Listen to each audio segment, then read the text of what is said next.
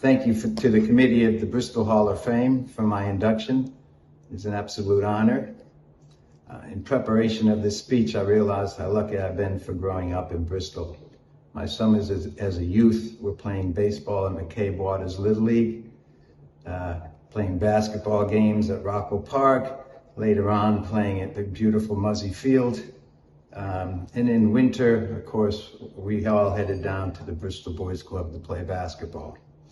I grew up on Leslie Court, which was a neighborhood full of baby boomer kids who loved to play sports.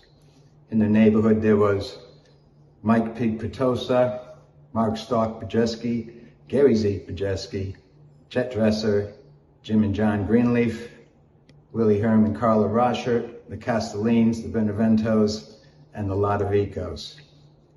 And all we did during that time was pretty much play sport, day in, day out. Occasionally, though, the Bajeski boys would get their hands on an M80 firecracker, which apparently was like a stick of dynamite, and they'd go over to Pig Petosa's house and blow up trash cans, sometimes his mailbox, which then caused his house once to catch on fire. But being the great neighbors that the Bajeski boys were, they quickly extinguished the fire and moved on to blowing up frozen chickens instead. When I was about 9 years old, Phil Lodovico walked through my backyard, glove in his hand. He goes, "I'm heading down to McCabe-Waters Little League to try out. Would you like to come, John?" I went, "Yeah, sure, I'd love to come." So we headed down, and after tryouts, I found out I made the team, and Phil got cut. It was a very long, uncomfortable walk home. But Phil, I'd like to thank you now for getting me involved in organized sports. I lived next to Willie Rochert, who is now a doctor, of course. Willie, when he was studying to go to med school, all he would do was study, hours and hours a day. All I would do next door was play basketball and shoot hoops. At about 7 o'clock each night, I'd knock on his window, spin a basketball on my finger, say, "Come on out, let's play, Will." So he'd come over to my house. He'd beat me like 21 to 12. He'd go back studying. I'd go back shooting baskets. Next day, same thing. He'd beat me 20 to 12, 21 to 12, and it kept going on. He would go study. I would go shoot more hoops. He's now been a retired doctor for 4 years. I'm still working every single day. Man, I do not like that guy. My parents were unbelievable. Evelyn and Jerry Greenleaf. Most of you people in the room probably remember my dad, Mr. Green.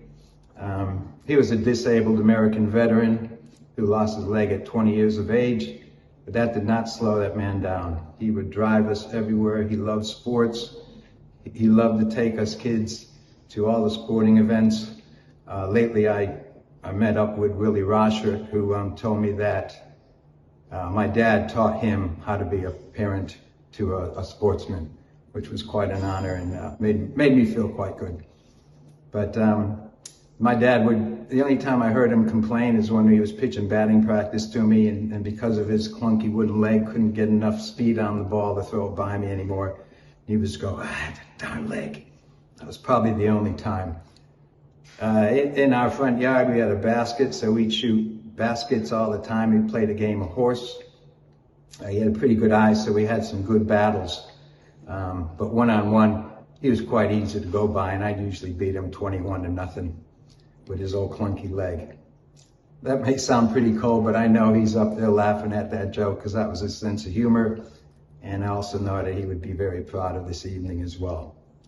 I'd like to thank my brother Jim for giving me some advice when I was an older teenager, and also for doing my paper route when I had to go to practice and games. I saw Jim about 2 months ago, and he's still complaining how he used to have to do my paperwork. Jim, has been 55 years, get over it. I currently now have been in Western Australia for 44 years. I had the opportunity to come out here when I was 22 years old and play basketball and baseball. It's been a great time in my life. I have a wonderful wife of 40 years in February. We have one gorgeous daughter, Jamie, a great son-in-law, Josh, and an absolute beautiful corker of an 18-month-old baby boy, Hayes. In closing, I'd like to again thank the committee for my induction. Also, thank you, Bristol, for the great memories that you've given me. Thanks again.